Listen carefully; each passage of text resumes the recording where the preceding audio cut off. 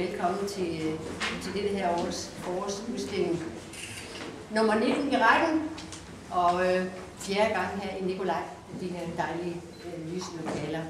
Vil jeg byde en særlig stor og hjertelig velkomst til Henrik Fischer, som vil holde den egentlige åbningstale.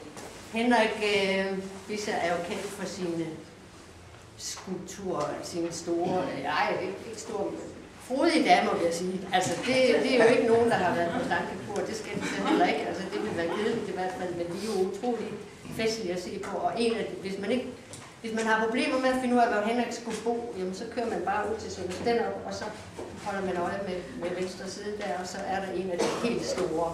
Ja. Værsgo, Cornelis. Tak. Og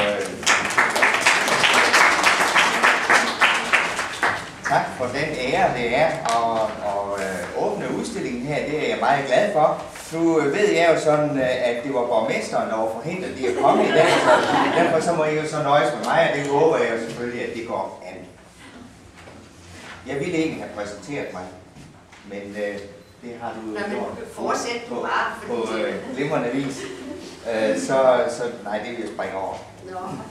Det faldt mig faktisk for brystet nu her, da jeg sad og kiggede navnene igennem, at der er 18 medlemmer af Kolding Kunstkompost, som udstiller her i dag. Og af de 18, der er der 18 kvinder. Det synes jeg jo er... det er jo udtryk for en skævhed.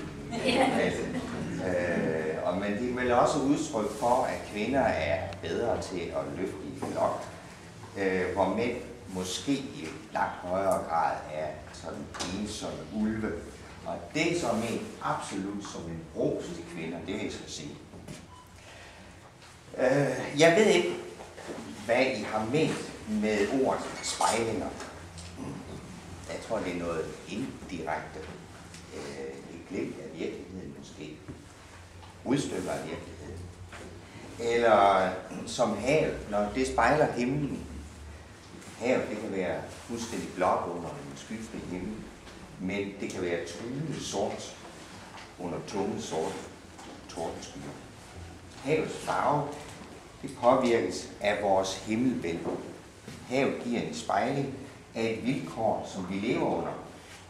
Og således kan de her værker også ses som en spejling af et vilkår, set gennem et temperament og en kunstners sind. Udstillingen her, den viser jo værker af 20 kunstnere med talent. Er man født med et talent og er et overskudsmenneske, så er det naturligt at prøve sit talent af.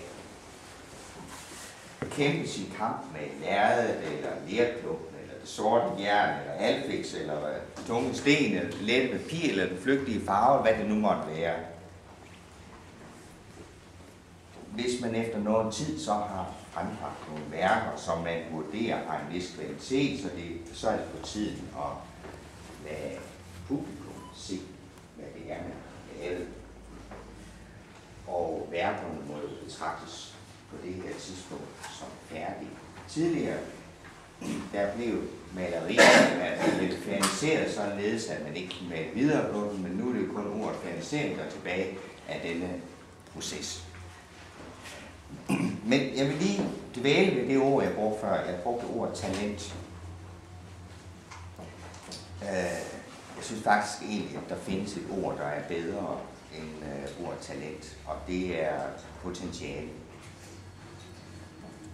Potentiale, det ord, det er mere fremadrettet. Det er ikke endegyldigt. Potentiale er afgørende vigtigt, når vi taler kunst. Et potentiale, det er noget, der ikke er fuldt udviklet, og vi kan sige, at det på samme tid, det er der, og det ikke er der. En kunstner har sin kerne, sit univers, men derudover, så er der et potentiale, der skal udvikles i alle mulige retninger. Og potentialet skal bevares, det skal bruges, det skal udmøntes i billeder, eller hvad det nu måtte være, og det skal man skal arbejde videre på det, og det skal udvides igen, og det skal udmøntes igen, osv. osv. Idéer føder nye potentialer og rejser nye spørgsmål, og med det vil jeg blot sige, at det er vigtigt som kunstner at fastholde sit potentiale og kontakten med det. Og kontakten med det, der ikke er udmøntet på lærredet endnu, eller hvad man nu arbejder med. Jeg vil slutte med at sige, sørg for aldrig at blive en fuldt udviklet kunstner. Brug potentiale og se, hvad det fører til. Opstil nye problemstillinger. Stop aldrig. Den her udstilling, den handler om forskellighed i tilgang til virkeligheden, om forskellighed i udtryk og i oplevelsen. Og hvis det er mig, der skal erklære udstillingen for åbent, så er det altså nu.